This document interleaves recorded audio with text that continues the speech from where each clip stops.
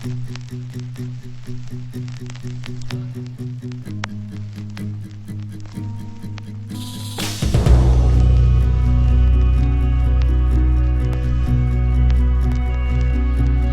hermanos, la ciudad de Corinto era una ciudad costera en la península del Peloponeso. Cuando ocurrió la guerra conocida como la del Peloponeso entre Atenas y Esparta, Corinto, como ciudad-estado, tomó parte por Atenas. En el año 1990 tuve el privilegio de visitar Corinto por mis estudios en historia de Europa y pude observar uno de los lugares de los cuales Pablo predicó. Me acuerdo que el profesor que nos daba clase de historia de arte e historia de Grecia nos dijo una emplanada, un lugar allí donde Pablo predicó, y yo fui, me trepé en la emplanada y me tomé una foto. Posiblemente el profesor me engañó y yo creo que allí predicó Pablo y no predicó nada, así que, pero, ¿verdad? Uno como estudiante, ¿verdad?, se deja llevar por los profesores, y no sé si la risita que tenía pues era porque se estaba burlando de mí, pero un lugar interesante, una costa.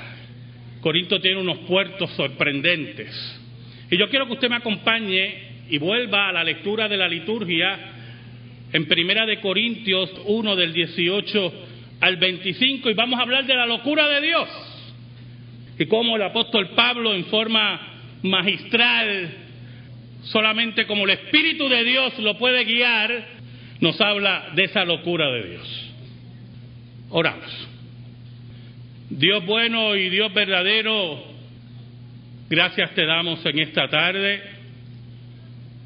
que nos permites a nosotros, pecadores, enemigos tuyos, pero hechos cercanos por Cristo, por los méritos de Cristo, exponer tu palabra. Perdona nuestros pecados y guíanos, Señor, en esta tarde para que tu palabra, por el poder del Espíritu Santo, llegue al corazón de tu pueblo. Que tú salves a los tuyos, que tú condenes a aquellos que te rechazan, que tú fortalezcas a tu iglesia. Te lo pedimos, Señor, en esta hora. Te pedimos que nos escondas bajo la sombra de la cruz y que tú seas glorificado. Por Cristo Jesús. Amén y amén. Corinto era un centro de gran actividad comercial y religiosa. Se le conocía como una ciudad de fornicaciones y de pecado de prostitución. Antes de su destrucción por los romanos en el año 146 antes de Cristo, un historiador había escrito de su famoso templo a Afrodita, diosa del amor, y sus miles de prostitutas, los cuales recibían a los adoradores de Afrodita y mantenían dentro del culto a Afrodita un sinnúmero de relaciones sexuales. Julio César restauró la ciudad en el año 44 antes de Cristo y posteriormente volvió a convertirse en un centro comercial y religioso de gran empuje. Es a ese centro comercial y religioso que llega el Evangelio de Cristo por medio del apóstol Pablo. Pero allí, en ese centro religioso donde Dios tenía mucho pueblo, también el Evangelio tenía una profunda oposición. Oposición de parte de los judíos y oposición de parte de aquellos que todavía profundizaban en la filosofía griega, en los grandes filósofos. Por eso el apóstol Pablo, voy a leer de la Nueva Traducción Viviente en esta tarde, en el versículo 18 nos dice: el mensaje de la cruz, dice el apóstol Pablo, el mensaje de la cruz es una ridiculez para los que van rumbo a la destrucción, pero nosotros que vamos en camino a la salvación sabemos que es el poder de Dios mismo, el poder del mismo Dios, dice el apóstol Pablo. ¿Y por qué era una ridiculez para aquellos que eran rumbo a la destrucción? porque para el filósofo, para aquel que estudiaba la filosofía griega, era una ridiculez que los hombres y mujeres adoraran a alguien que había sido crucificado como un criminal. Era totalmente una locura que se rindiera culto a uno que por el Imperio Romano había sido llevado a la muerte más cruenta y más cruel que había en el siglo I. Y Pablo recoge ese rechazo, ese señalamiento de ridiculez, como dice la Nueva Traducción Viviente, y dice: esos que señalan la ridiculez de la cruz son aquellos que van a la destrucción, son aquellos que son enemigos de Dios, son aquellos que están lejanos de Dios. Pero nosotros que hemos sido cercanos por Cristo, sabemos que la cruz, que el mensaje del Evangelio, el mensaje de la cruz, como dice el apóstol Pablo, es el camino de salvación. Pero en la discusión serena, en la discusión sincera, algunos dirán: ¿pero no crees que es una ridiculez adorar a un joven judío que murió como un criminal? El apóstol Pablo nos dice en el versículo 19, recuerdo que estoy leyendo en la Nueva Traducción Viviente, como dice la Escritura: destruiré la sabiduría de los sabios y desecharé la inteligencia de los inteligentes. La sabiduría del mundo, dice el apóstol Pablo, esa sabiduría que los griegos, que los judíos nos quieren mostrar, no tiene compatibilidad con la sabiduría de Dios, con los planes de Dios. El plan de Dios que se desenvuelve a nuestra vista en esta hora, el plan de Dios que se desenvolvió en el siglo I para el hombre, para la sabiduría del mundo, es totalmente ridículo. Por eso Pablo añade en el versículo 20: así que, ¿dónde deja eso a los filósofos? ¿Dónde deja eso a los filósofos? Dice el apóstol Pablo. Aquellos que debatían y no creían en la resurrección, aquellos que veían la historia del mundo como un ciclo y no como una historia lineal. Por lo tanto, era ridículo hablar de la resurrección, pero aún más, era totalmente enajenante decir que el que murió en la cruz era Dios y había vencido la muerte. Y el apóstol Pablo dice: ¿dónde deja esto a los filósofos? La sabiduría de Dios no encaja con la sabiduría del mundo. No tiene parte la sabiduría del mundo con la sabiduría de Dios. ¿Dónde deja esto a los estudiosos? Añade el apóstol Pablo. Reina Valera dice: a los escribas. ¿Por qué? Se refiere a los judíos en este caso. Aquellos que decían: el Mesías va a venir, el Mesías va a conquistar a Roma, el Mesías va a ser triunfante y va a poner a Israel sobre todas las naciones. Y lo que llega es un simple carpintero, con un grupo de seguidores tomados de lo vil y olvidado del mundo. Y para la filosofía judía, ¿eso era qué? ¿Ridículo? Ese no puede ser el Mesías. El Mesías tiene que ser un rey triunfante, un rey que viene a conquistar a Roma, un rey que levantará la cabeza de Israel. Pero el que vino se rodeó de ladrones, prostitutas y publicanos.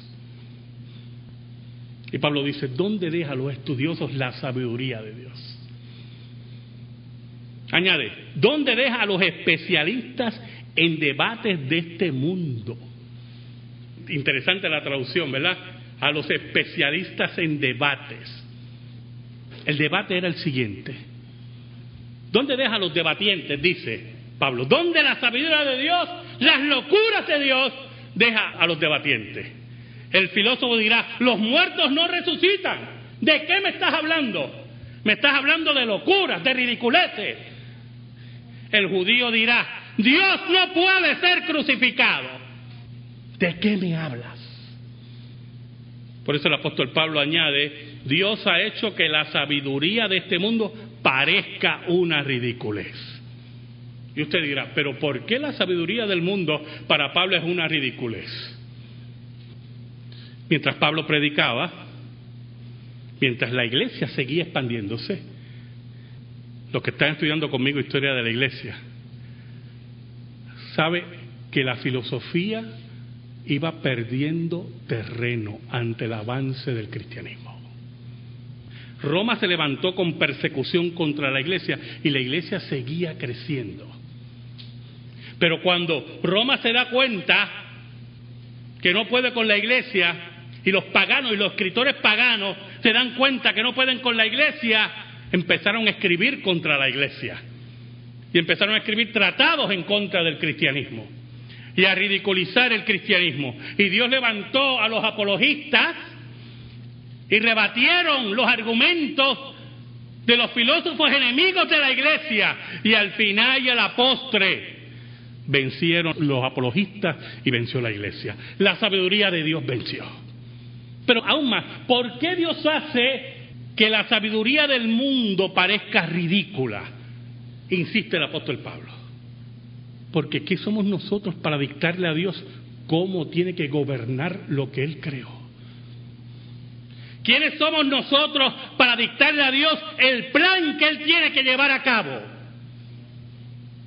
Pablo añade, ya que Dios en su sabiduría, en el versículo 21, ya que Dios en su sabiduría se aseguró de que el mundo nunca lo conociera por medio de la sabiduría humana, y esto es muy importante. Esto es muy importante. La teología católica enseña, y lo oí hace poco por la radio, que Platón, que Aristóteles tuvieron un concepto de Dios bastante correcto. Y algunos creen que llegaron a conocer a Dios. Pero el apóstol Pablo dice que Dios le negó ese conocimiento. Porque a través de la sabiduría humana, esa sabiduría que juzga a Dios, esa sabiduría que establece las pautas que ellos quieren, no pueden conocer a Dios, dice el apóstol Pablo. Añade el apóstol Pablo, por eso Dios usó nuestra predicación ridícula, en forma sarcástica, ¿verdad? El apóstol Pablo usó nuestra predicación ridícula para salvar a los que creen. ¿A quién llega la sabiduría de Dios? La locura de Dios. ¿A quién llega? ¿A quién llega, hermano? A los que creen. ¿Cuántas veces hemos oído eso? Esto es para todo el mundo. ¿Quién le dijo eso a usted? ¿Algún romántico que quiere salvar a medio mundo? Que si lo deja salva a Hitler y a Mussolini y a Pinochet y sigue salvando a medio mundo. ¿Algún sentimentalista que ve en el Evangelio una predicación pegajosa, sin sentido? No, el Evangelio, la locura de Dios, la sabiduría de Dios llega a los que creen, dice el apóstol Pablo. Y añade en el versículo 22, esta predicación es ridícula para los judíos que piden señales del cielo. Los judíos tenían una filosofía establecida, una teología establecida, que ya la narré anteriormente. El Mesías viene en esta forma. Cuando Jesús aparece en la historia humana, los judíos no quisieron aceptar a Jesús. Pero Jesús empezó a hacer señales. Y no hay peor ciego que aquel que no quiere ver. El mensaje era ridículo para los judíos porque pedían señales. ¿Qué señales pedían los judíos? Las que ellos habían creado. Estas son las señales que yo quiero ver. Pero usted no le dicta pautas a Dios. Aquí nadie le dicta pautas a Dios. Si usted es de los que creen como los motivadores que nos rodean en el siglo XXI, sé feliz, hazte rico. Si usted se cree eso, le tengo una sorpresa. Hoy, usted puede morir. Usted no controla su vida. Dios controla su vida. Y los judíos insistían en unas señales y Jesús hacía señales. La más grande señal de Jesús, no hay más grande milagro, hermano, que resucitar muertos, ¿oyó? No me venga con los milagritos de 5 y 10 que hay por ahí, ¿oyó? No me venga con esos cuentos. Resucitar muertos. Ni con eso creían los judíos. Pero añade el apóstol Pablo, y es ridícula para los griegos que buscan sabiduría humana. Los griegos, como les he dicho anteriormente, creían que la historia era cíclica, se repetía. Ellos veían la historia a través de las estaciones que habían en la naturaleza. Para ellos la vida era como las estaciones. La primavera era el nacimiento, el verano era el desarrollo mayor, el otoño era el ocaso y el invierno era la muerte. Y como ellos veían que eso se repetía y se repetía y se repetía, pues ellos decían, así es la vida, así es la historia, no va a llegar a una conclusión. Por lo tanto, ellos no veían en ningún momento, y pasaban su vida en eso, ¿verdad? No veían en ningún momento, las cosas se morían y no volvían a vivir. Un árbol moría, no volvía a vivir. Un ave caía y moría y no volvía a vivir. Un ser humano nacía, se desarrollaba, entraba en su casa y moría y no volvía a vivir. Así es la vida, así es la historia. Y así establecieron su filosofía de vida. Pero el judío y el mensaje del evangelio era que la historia era lineal. Que todo va hacia un fin en el cual Dios juzgará todas las cosas. Y por lo tanto, una de las grandes señales del establecimiento del reino es vencer la muerte. Y Cristo resucitaba muertos porque Cristo venía a inaugurar el reino de Dios.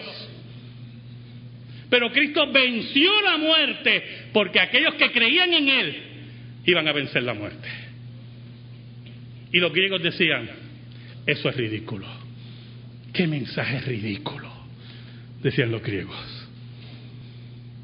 Por eso Pablo añade, entonces cuando predicamos que Cristo fue crucificado, dice Pablo, los judíos se ofenden y los gentiles dicen que son puras tonterías.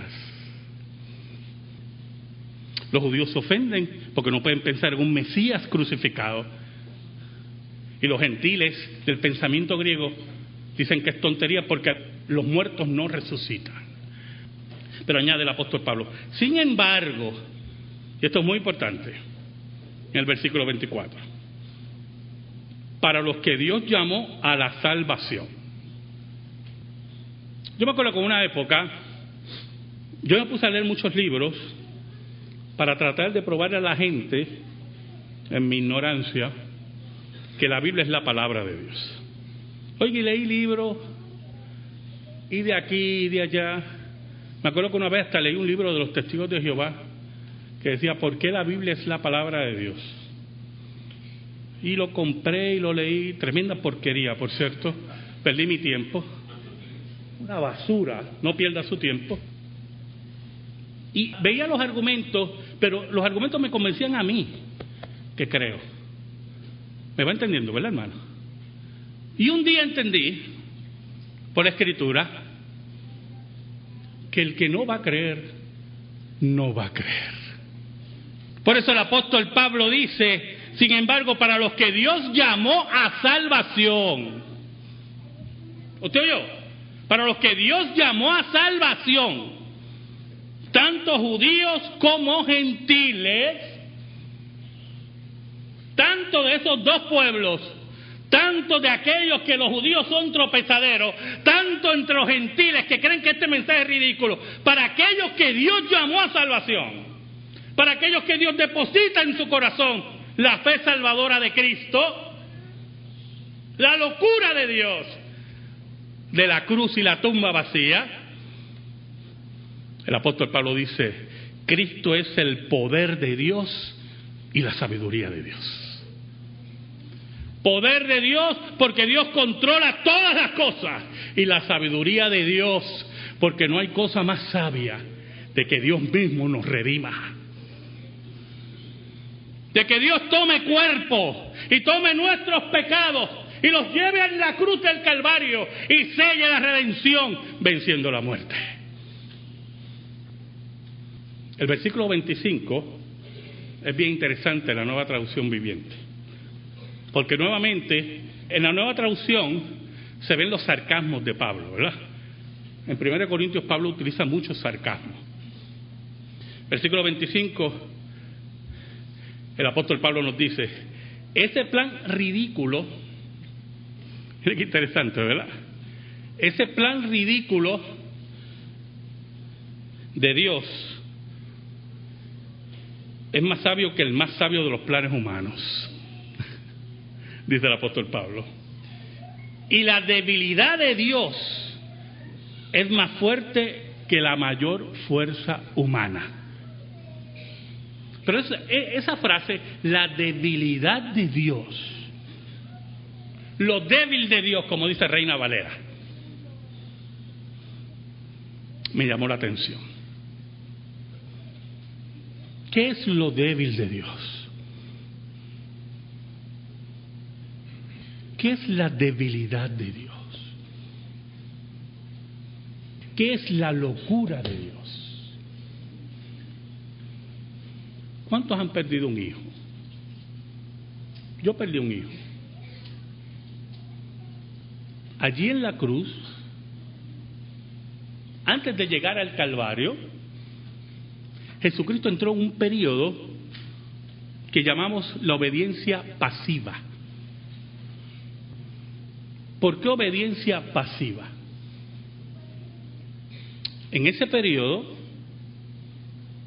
Jesucristo fue azotado, sus derechos fueron violados, su cara fue golpeada sin misericordia, fue escupido, fue ensangrentado a golpes.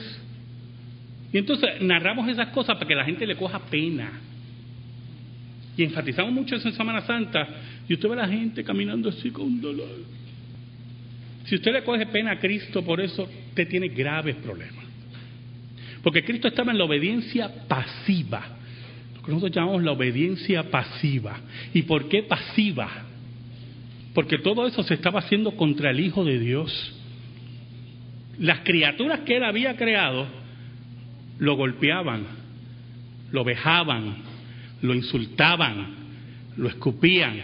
Y Él, obediencia a su Padre, siguió ese camino. Y lo consideraban débil, derrotado. Y para Hollywood y para todos aquellos motivadores hoy, Cristo sería que un fracaso. Que por cierto, los motivadores se hacen millonarios con el fracaso de usted, ¿oyó? Y en esa obediencia pasiva, en el cual Cristo es desfigurado, rechazado, humillado, Él con el poder de levantar un dedo y acabar, no con los que lo rodeaban, porque eso era de mirarlos, con todo el imperio romano. Y hablaba con mis estudiantes esta semana que cuando Pedro le corta la oreja a aquel que quería arrestarlo, Cristo lo reprende y le dice: ¿tú no crees? Escuche las palabras de Cristo. ¿Tú no crees que yo puedo orar a mi Padre y Él enviar 12 legiones de ángeles ahora y se acababa el imperio romano allí? Pero Él, fiel, se dirige a la cruz como el Hijo de Dios, y allí nuestro Padre entregó a su Hijo y lo vio allí morir. Eso que el hombre consideraba débil y una derrota es lo fuerte. Es más fuerte que el hombre, es más fuerte que los planes del hombre. La cruz, que para muchos era la derrota, era lo débil de Dios, pero era contrario a la fuerza del hombre. En esa obediencia pasiva, en el cual Cristo recibe todo ese castigo, en el cual los hombres los consideran débil, allí la fortaleza del hombre era nada. Allí Dios veía morir a su Hijo para salvar a los suyos. Esa debilidad que dicen los hombres, ese romanticismo pegajoso y llorón que nos quieren vender en Viernes Santo. ¿Se acuerdan la película de Mel Gibson, verdad? Excelente, excelente. Yo le conté a ustedes, ¿verdad?